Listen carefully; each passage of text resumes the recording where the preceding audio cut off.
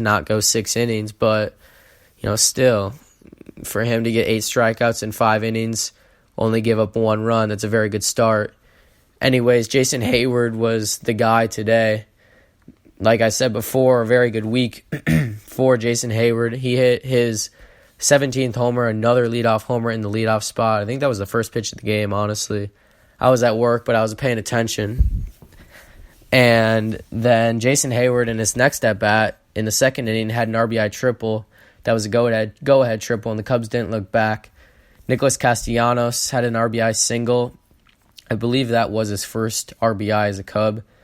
And Kyle Schwarber then in the 5th inning hit a solo homer, his 25th of the year. That was off Hauser as well. And then later on, Hayward had a force-out RBI. Tony Kemp recorded his first RBI as a Cub on a sac fly in the 7th. David Bodie rounded out the scoring and the 2-run 7th inning with an RBI single to make it 7-1. Milwaukee's rookie Trent Grisham did hit a solo homer, his first MLB homer, so congrats to him, off Tyler Chatwood in the 8th inning. But Chatwood was actually really good in this one in relief of Darvish. He earned his second save of the year, actually, as he pitched 3 innings. He gave up 3 hits, but 2 of those were in the 9th, so it didn't really matter. And only the 1 earned run off Grisham's 8th inning homer. So overall, a really good start, or really good outing for Chatwood. He also had 5 strikeouts in the win, and Derek Holland had an inning of work with 2 strikeouts and just a hit allowed, as he earned his second hold of the year, and Darvish earned his 4th win of the year with a stat line of 5 innings, 5 hits, 1 run, another 0-walk game for the Cubs starting pitchers, and 8 strikeouts for you. As the Cubs won this one 7-2, like I said, 14 hits, 7 runs. This team really looked good offensively today. Jason Hayward 2 for 5 with the homer and triple, 2 runs, 3 RBI. That last RBI coming on that 6th inning, ground out, force out. And then Nick Castellanos today 1 for 4 with the RBI single in the 2nd inning to make it a 3-1 game. Rizzo 4 for 5. He didn't score and he didn't have any RBI, but 4 for 5 for Rizzo. That was very impressive, especially because all of those actually were singles too. That's kind of funny.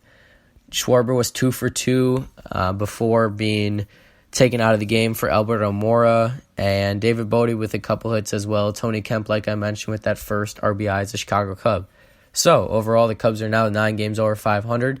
Thankfully, the Oakland Athletics beat the Cardinals yet again today. They swept them in their mini 2-game series, as we are actually now 1.5 games up on the Cardinals. We're 4 games up on the Brewers, and after a series that we lost 2-3 in St. Louis, it was a little deflating, especially getting shut out in Game 3 just 1 game after we shut them out by a score of 2-0. It really felt good, because I get that we're not a great team on the road, but we get to stay at home for the next 3 games before heading out on a 10-game road trip. But now that we've built up this mini lead, along with the Cardinals having to go to LA, I believe they have a 4-game series, but if not, it's at least 3 games in LA. That's a very hard series. I would predict them to lose, if not get swept, especially after getting swept 2 games in Oakland. I mean, if they had troubles with Oakland, then they're going to have troubles with LA, you would imagine. However, it's baseball. Anything can really happen. But let's shift it over now to looking at the last week of games for all the teams, since I'm pretty much doing that now, and we might as well get into the segment. So we'll start with the Cardinals. Like I mentioned before, we lost 2-3 against them at the start of last week, but they lost 2 against the Athletics. They have a 3-game series. It's not a 4-game series. They have a 3-game series against the Dodgers on the road before going back home for next weekend. They'll have Thursday off this week for a travel day before a 3-game home series against the division rival Pittsburgh Pirates. These 2 series, I get that the Pirates haven't been great, but I would think that the Pirates will at least win 1 game in that series. And would no one would be surprised, honestly. I hate to even mention this because everyone knows, but obviously no one would be surprised if the Pirates won 2-3. And if the Dodgers sweep the Cardinals, all of a sudden, in their last, since they lost to the Athletics, they'd be 0-2, 0-5. They'd be like 1-7 in their last 8. And that's if that's if they lose 2 or 3 against Pittsburgh and get swept by LA, which is honestly probably like I'd say a 25% chance of happening or 30% chance. I'd give the Pirates probably, I don't know, 40% chance of winning 2 or 3, and the Dodgers sweeping probably 50% or 50% because they're gonna win 2 or 3. So I'd say probably 50 to 55%. I'd say probably about 30% chance that happens, that they go 1-7 in the last 8. And if that does happen, all of a sudden, if we capitalize on Oakland at home and do well to start out the road trip, I think the Cubs could find themselves 5-6 games up by the time we start this podcast next week, or maybe it's going to be 9 or 10 days. But anyways, I think that overall the Cubs have a really good chance to increase their division lead against the Cardinals just because of their tough schedule coming up. Now let's get into the Pittsburgh Pirates, and they had a very concerning series against the Mets. They did win the first game, but they blew yesterday's game and they lost 13-2 today. A very dismal game today for the Pittsburgh Pirates. And then with the Reds, obviously, I don't know if you guys saw it. I'm sure you did. But Amir Garrett just totally took on the whole Pittsburgh clubhouse dugout. I mean, it was crazy.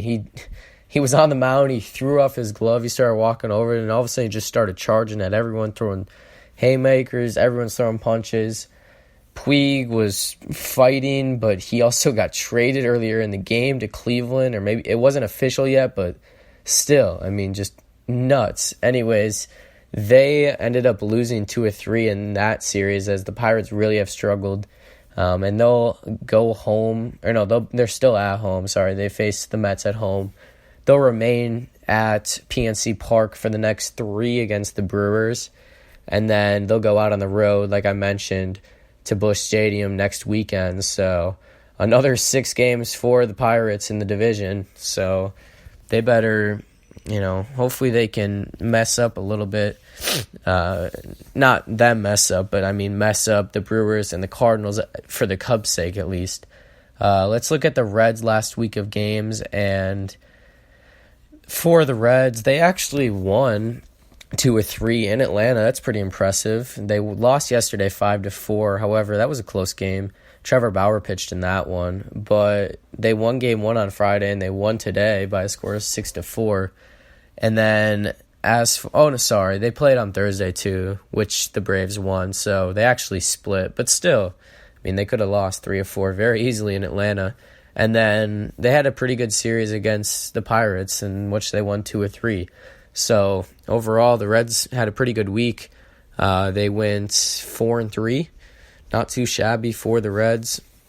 And they'll face the Angels starting tomorrow for kind of a weird interleague 2-game set, Monday and Tuesday, before hosting us. I believe that's the last series for us in Cincinnati on the year. I mean, we've had at least two in Cincinnati. And I think, you play 3 on the road and 3 at home against the division teams. But anyways, the Cubs will come into Cincinnati this upcoming weekend, Thursday through Sunday, for a 4-game set. Let's move on to the Milwaukee Brewers. Obviously, they have struggled with the series sweep to the Cubs this last weekend here in the last few days, and they also dropped 2 or 3 against the Athletics in Oakland. They only won game 2. They lost 1 and 3, the opener and the finale. This is also coming off their series win against the Cubs last weekend. A lot has changed for the Brewers, though. All of a sudden, I think they were up there in the division before. They were obviously up in their division. They took over first place for a little bit, but all of a sudden they find themselves. Sorry, I can't speak. It's a lot of talking, but anyways, the Brewers are now 4 games back to the Cubs, and they have a tough series, I think, in PNC Park in Pittsburgh coming up here in the next 3 days, Monday through Wednesday. as I mentioned before, they'll have Thursday for a travel day before they head back. They'll head back to Miller Park for a 3-game weekend series against a tough Texas Rangers team. And then they'll also have to host the Minnesota Twins for a 2-game series that next Tuesday and Wednesday after an off day on Monday. So the Twins have been hot, so the Brewers really going to have to step it up because the Pirates, Rangers, and Twins are all really good teams. And just looking down the road even more, Nationals, Cardinals, Diamondbacks, Cardinals, Cubs, Astros, Cubs, Marlins. So, wow, their August is very, very brutal. They don't get to the Marlins till September 9th. I mean, all those teams I just listed off, Cubs, Astros, Cubs, Cardinals, Diamondbacks, Cardinals, Nationals, Twins, Rangers, Pirates. Besides the Pirates and the Marlins, the Brewers have a very tough schedule. Nationals is playing really well. Astros in there, Diamondbacks. I mean, like, those are all really good teams, in my opinion, and really tough teams. They can all hit the ball. They can all hit the ball as well as Milwaukee can. So they really got to they got to get their stuff together because 4 games back, if the Cubs heat up even just a little bit on the road, you would think that all of a sudden we'd see ourselves with maybe a 6-7 game lead all of a sudden. But anyways, let's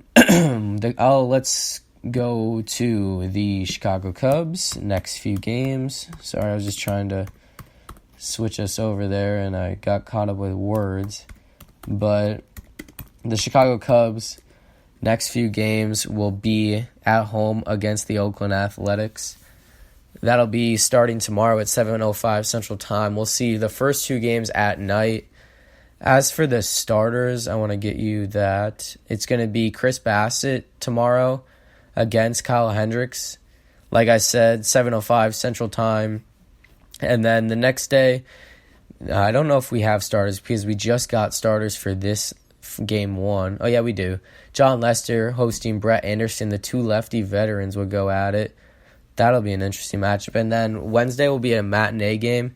That'll be right-handed pitcher Homer Bailey, who they just acquired from, Kansas City, I think? Yeah, Kansas City. I want to double-check that. Just give me 1 second. I believe it was Kansas City. Cincinnati, maybe? No, he wasn't at Cincinnati still, was he? Maybe he was. Oh, no. Yeah, it was Kansas City. I was right. It's Kansas City. He was on Cincinnati all his career, but yeah, Kansas City. Homer Bailey, their new guy, facing lefty Jose Quintana on Wednesday. And then, like I said, on Thursday we start a 4-game weekend series at Great American Small Park. Well, it's actually ballpark, but you know what I mean. Cincinnati is all of a sudden down 6 games under 500. We'll see Alex Wood for the first time this year. He'll look for his first home win as a Red. The Cubs haven't announced any pitchers for the weekend series, but Wood is slated to start on Thursday. That game is at 6:10 Central Time in Cincinnati. Trevor Bauer will pitch in the next game. So Alex Wood and Trevor Bauer are going to be 2 tough matchups, especially if we have to face Luis Castillo in this series. Sonny Gray on Saturday, who has given us struggles this year. And then, let's see here, if it's Castillo on Sunday, that's to be determined still. Sunday will be at 12:10 Central Time. Saturday's game, I forgot to mention, 6:10 Central Time. So Thursday, Friday, and Saturday night games, and then Sunday matinee game per usual on Sundays. And then Monday and Tuesday this week against Oakland, night games. Wednesday will be a matinee game. So anyways, guys, with that, that's going to wrap up our 28th episode of the Ivy Podcast here on August 4th. I look forward to seeing you guys next week for our 29th episode as the Cubs will wrap up this 6-game homestand before a 10-game road trip. Next week's podcast, per usual, will be recorded on Sunday night and released then, and you can access via the link in my bio at the Cubs Wave on Instagram for all the Ivy shows. Once again, guys, thanks as always for stopping by, and go Cubs go.